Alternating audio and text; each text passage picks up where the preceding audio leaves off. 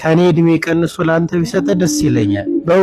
በእውነት የዚህ ሁሉ የወላጅ ስሜት ነውና አመሰግናለሁ ዶክተር። በቅድሚያ ከረጅም ጊዜ በኋላ ስላገኘው ደስ ብሎኛል። ጅማ እያለህና ከዛም በኋላ ያለው በጣም ብዙ ጊዜ ሞክሬያለሁ። እድሉን ስላገኘው በድጋሚ አመሰግናለሁ። እግዚአብሔር ጸጋውና እድሜ ያድልልኝ ነው የምለው። የመጀመሪያው ነገር ያኖርልን። የምር ከኔ እድሜ ቀንሶ ላንተ ቢሰጥ ደስ ይለኛል። በእውነት የዚህ ሁሉ የወላጅ ስሜት ነውና ከህመሜ በጣም ብዙ ነገር እኔ እንደዳንኩ ነው የሚሰማኝና ጸጋውን ያልብስልን ነው የምለው።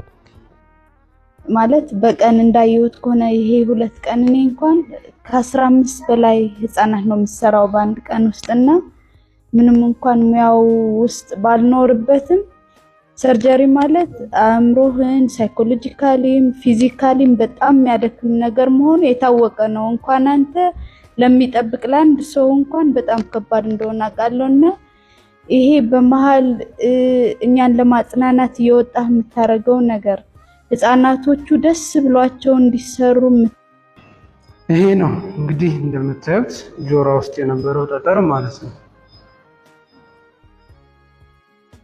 እና በጣም ቀላል ነገር አይደለም። ይሄ ነገር በጣም አደገኛ ነው። ታምቡር ሊቀደድባቸው ይችላል። የመስሚያ ጥንቶቻቸው ሊሰበርባቸው ይችላል። ከፍተኛ ኢንፌክሽን ሊፈጥርባቸው ይችላል። አሁን የሚታይ ለምሳሌ ኦልሬዲ ተገፍቶ ስለነበረ በጣም ተደጋግሞ ተሞክሮባት ስለነበረ የተወሰነ የታምቡሯ ጉዳት ነበረባት።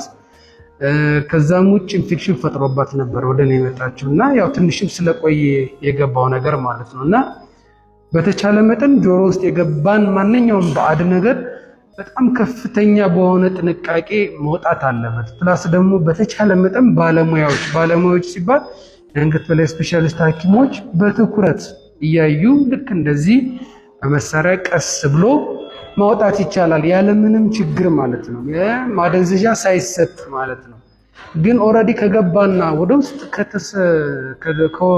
ከገባ በኋላ ከሆነ ግን ስፔሻሊ ከተጎዳ ከደማ ካበጠ ኢንፌክሽን ከፈጠረ ግን በቀላሉ ማውጣት ስለሚከብድ እንዲሁ ቀላል ማደንዘዣ ሰጥተን ልናወጣ እንችላለን እና እዚህ ሁሉ ሪስክ ከመክተት በተቻለ መጠን ጥንቃቄ ያለው ስራ ብንሰራ ስል ለመጠየቅ እፈልጋለሁ። እግዚአብሔር ይመስገን የሚታይ ሁሉም ነገር በሰላም አልቆላታል።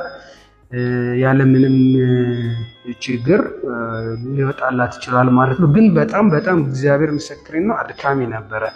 ምክንያቱም ከአጥንት ጀርባ ሆኖ የተንከባለለ አልወጣ ብሎ በጣም አስቸግሮ ነበርና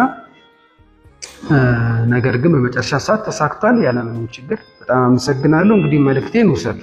ቴንክ ዩ። ፍቅር ከኛ እንዳይለየን እንዲቃናልን ስራችን መጨቃጨቄ ወገድና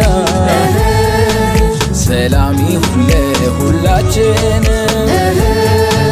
ኑሮ ለሰው ልጆች በእውነት ቀላል ስላልሆነ ጨዋታ በሆነው ባልሆነው ይቅር ጭቅጭቃችን አይብዛ። ንትርክ ንዝንዝ ካለ በኑሯችን መካከል